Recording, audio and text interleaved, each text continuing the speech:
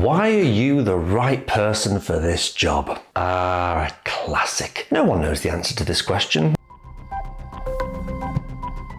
Are you the right person for this job? You're going to have to use a little bit of poetic license to be convincing on this one, right? Well, I think there is a way to answer it, and you don't have to make your own skin crawl in the process. And you'll be memorable. That's quite a promise. So before we start, are you subscribed? No? Fine. I see. Maybe we haven't reached that stage in our relationship. How about a like? No? This is brutal. All right, let's get on with the video and see if I can earn it. Deal?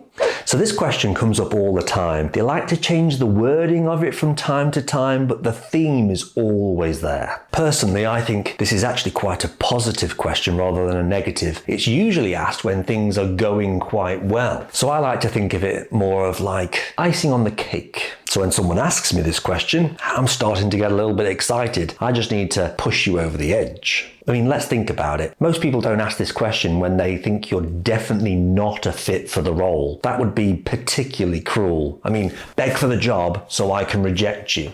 Nice. So the fact that this question is icing or a little bit of sugar on top means it's time to sell. It's not the time to start being factual and start reiterating your qualifications and things like that. It's a sugary question, so you're going to be a little sweetie in your response. Yeah, boy.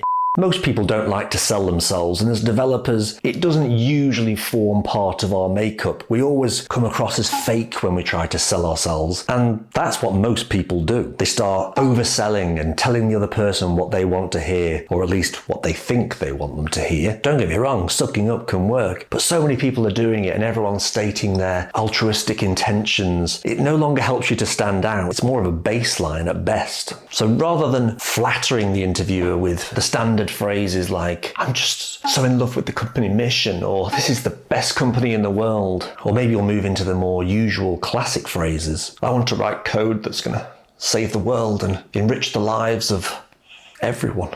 Why don't we start considering what the other person really wants? Like, what do they need? So let's start thinking about that. Well, they're hiring. That is why you're here. So they want someone who's going to come in and fill that gap, whether it's a skills gap, a capacity gap. There's a gap somewhere. So they want you to come in and get on with it. Like, take the problem off their hands and don't moan. Like, be happy. I feel good. They want you to stay long term, probably. Hiring is important, but it's also expensive and it's exhausting. So in truth, they want the problem to go away. And you're going to make that happen. And here's where we arrive at our answer.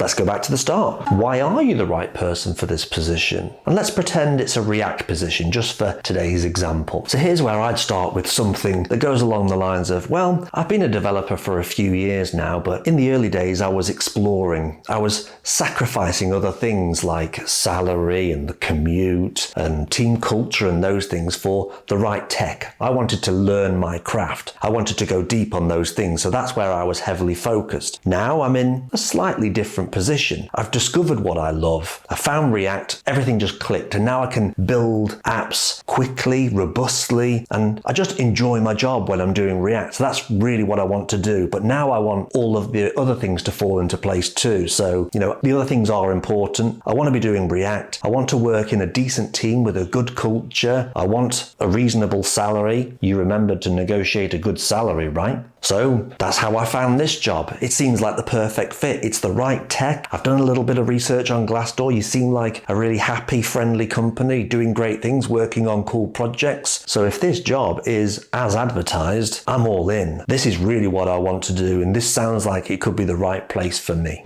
So how did we get on with fulfilling their needs? Because that was our goal. Let's go through the questions. Come in and fill the skills gap. Well, you're telling them that you love this stuff and you just want to find somewhere where they'll let you continue on this journey. Check. Come in and get on with it. Well, you've just said that you really love React, and as long as we let you do React and pay you the salary that you've asked for, you're going to be over the moon. Check. Will you stay? Well, you've just indicated that this is not just a job for you. This is fulfilling your destiny. Now that's some powerful stuff right there. This is a done deal. So you didn't have to mention saving the world or achieving world peace or complimenting the interviewer on their impressive whatever. It's honest, and that's memorable. And the chances of anyone else answering this way are pretty slim. And so I'm going to have a beer to celebrate my new job offer. And while I sip this beer, don't forget, I want that like now. And you should probably subscribe. But I'll see you next time. Take it easy.